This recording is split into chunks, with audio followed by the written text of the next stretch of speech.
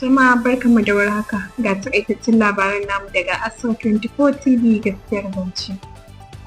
Gwamnan jihar Kano Abba Kabir Yusuf ya bayyana cewa gwamnati za ta ƙara zurfafa haɗin gwiwa da hukumar UBEC domin inganta tsarin ilimi.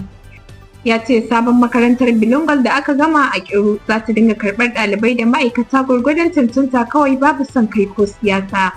Gwamnan ya ce wannan mataki ne da zai tabbatar da ingantaccen koyarwa da ingantaccen koyo ga yaran jihar Kano. A nan kuma rikici ya ƙara ɓarkewa a cikin jam'iyyar PDP.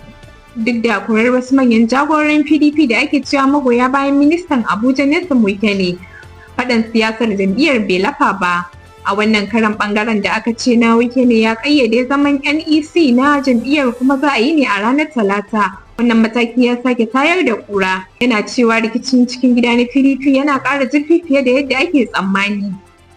A wani labarin kuma ƙungiyar matan Christian Association of Nigeria ta yi kira ga matasan Najeriya su tashi tsaye wajen gina ƙasa. Ta buƙaci matasa su shiga ayyukan al'umma, su shiga harkokin ƙirƙira da ci gaba su rika taka rawa wajen tsara dimokuraɗiyya da zaman lafiya. Sun ce babu wata ƙasa da ke ci gaba ba tare da taka rawar matasa ba. Duka kuma waɗannan su ne ƙarshen takaitattun labaran namu daga ASRAH 24 TV gaskiyar zance tare da ni taku Zainab Shitu Umar. Huta lafiya.